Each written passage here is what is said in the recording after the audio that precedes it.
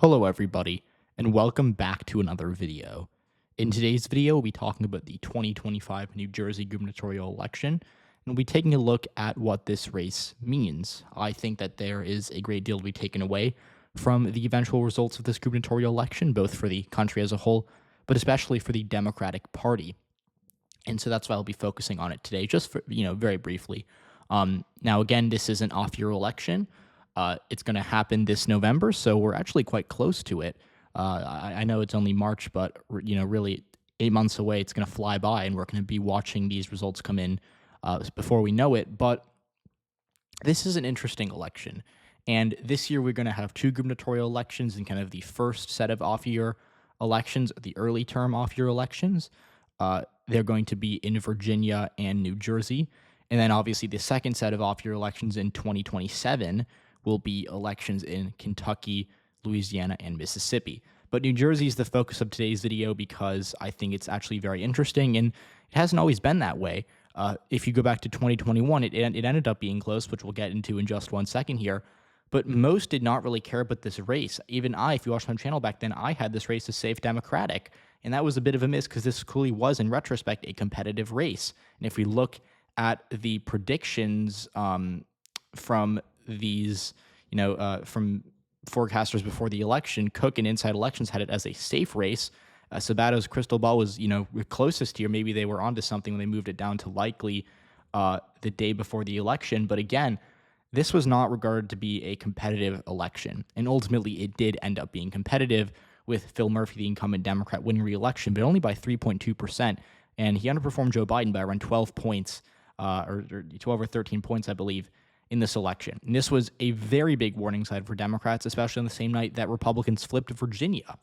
And so fast forward to 2025, New Jersey has become redder since 2021. And I think the consensus is that the Democratic Party has a lot of work to do here to get New Jersey back to its kind of bluer form in the late 2010s and early 2020s. And so now Democrats, they don't have an incumbent.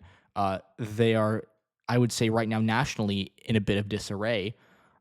And it's interesting to see if Republicans are going to make a play for New Jersey, which I think they very well could. So today we'll be focusing on this election, and we'll be talking about first of all, what would need to happen in order for Republicans to win, but secondly, what would need to happen in order for the GOP or for the Democrats to kind of get back to where they like to be here. So that is the first thing I want to cover, is the GOP. So in 2024, Donald Trump did quite well in New Jersey. He only lost it by, as you can see, around 6%. And he did a number of impressive things, but most of his success came from the fact that he was able to cut into the Democratic margins in the Newark area, and he flipped Passaic County, which voted for Joe Biden by, I think, 19% 4 years prior. This was a absolutely massive swing. He also won back Morris County. It was a bit closer, but this was a Biden county from around Biden +4 from 2020. The swing was a lot less here, obviously, but it still shows the suburbs did move a little bit back towards Donald Trump in 2024. So overall, with a result like this, Donald Trump, again, he didn't totally ignore New Jersey, but he didn't really try here either. This was not a state that either party expected to be competitive. And so considering that, this was a 250,000 vote victory for Kamala Harris, way down from Biden's margin in 2020, and less than 6%. So Republicans clearly see an opportunity here. And I think it's smart for them to go on the offensive and make Democrats play defense in a state that they usually take for granted. And so if you go back to 2021, this is kind of starting. Jack Ciattarelli ran a fairly strong campaign, but he was underrated, and he only lost this election by 3.2%. And so again, these are two examples of Democrats getting caught sleeping in New Jersey, a state where again they've been winning reliably for the past decade. Republicans see an opportunity here, and why should they not take advantage? So to go back to 2025 for a second here, the Republicans are likely to run Jack Ciattarelli again. Now, Ciattarelli's been wanting to be governor of New Jersey for over a decade now, based on what we know. And if we go back to the list of candidates, the main candidates are Ciattarelli, Ed Durr, and John Bramnick. Durr is a former state senator who lost re-election in 2023, but did knock off Steve Sweeney, who was the president of the Senate in 2021. So he has a bit of a name for himself. He's kind of a more right-wing candidate. Then John Bramnick is the more moderate choice. He is a state senator as well, and he has represented suburban New Jersey for a while in the state legislature. And again, he is certainly more moderate, I would say, than Ciattarelli or Durr. But I'm not sure if he could win a Republican primary. But I do think he would be the strongest candidate. But of course, doesn't matter because I think Republicans are going to go with Jack Ciattarelli again. This is his third time running for governor, and this is, I think, the first time he's going to get a lot of media attention because of what he did in 2021. And so Ciattarelli, I wouldn't say he's a moderate candidate, but I do think he is kind of more of a typical Republican than, say, Edward Durr. And so, again, him getting the nomination, I don't think he's an A-tier candidate, but I also don't think that he's a bad candidate. I think he could, in theory, win. Now, the Democrats, they've got a bit of an interesting primary on their hands. A few candidates I want to highlight here. First is Mikey Sherrill, who is from the 11th District. She was reelected in 2024. This is kind of the suburbs. It's around this region up here, so it's from a more competitive part of the state. And again, she's won, I think, 3 or 4 consecutive elections there. So she's obviously a player in that race. Josh Gottheimer is another representative from North Jersey. He's up here kind of with the border of New York, who is more moderate. Both him and Sherrill kind of more moderate Democrats, but Gottheimer especially is quite moderate. And they come from, blue leading suburban seats, and they've kind of seen success in recent elections, late 2010s or late 2020s.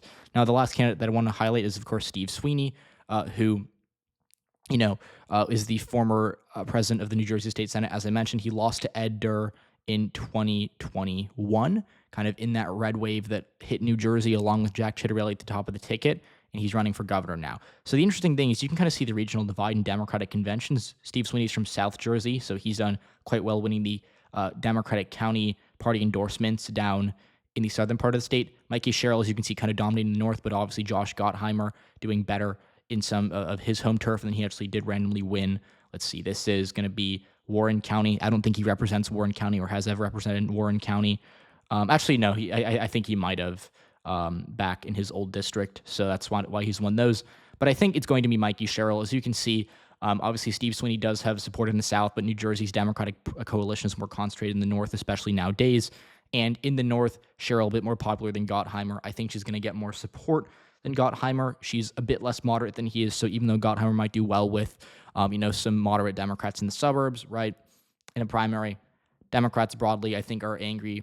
I think we've seen with the Schumer, kind of folding to the Republicans on the CR. I think Democrats are right now not in the mood for the establishment. And again, that normally wouldn't help Sherrill, but I think against Gottheimer, who's kind of can be branded as an establishment figure in this primary, Sherrill seems to me to be in a strong position to capitalize off that, even though she herself obviously was in the House for nearly as long as Gottheimer was. So if my prediction is correct and we're going to see a Sherrill versus Ciattarelli election, that's going to be interesting. Now, Democrats, I think, on one hand, they are a little unhappy that their incumbent Phil Murphy can't run again, but Phil Murphy was by no means, I would say, a super popular governor. He, I don't think he was unpopular, but Democrats, I think, in 2024, especially in states like New Jersey, were really penalized for what voters perceived to be poor governance. And we saw this in New Jersey. We saw this in New York. We saw this in California. We saw this maybe even in states like Massachusetts, which are deeply blue, which swung towards Trump by larger amounts in the presidential election last year. And voters are broadly not super happy with Democratic governance.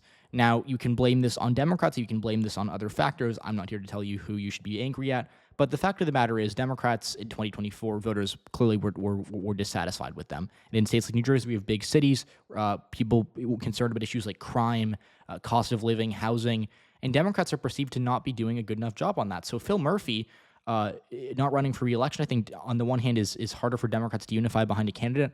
On the other hand, it might be for the best because, again, they'll be able to run on a more change-oriented message, which is clearly what voters in New Jersey at least have some sort of desire or sympathy for. And so when you look at this election, it's going to come down to the campaign. And I know that's not a great answer, but I do think it's important to consider that in 2021, when you look at how Jack Ciattarelli, really outperformed expectations, he ran on issues, kitchen table issues, right? Like reducing taxes, making housing more affordable.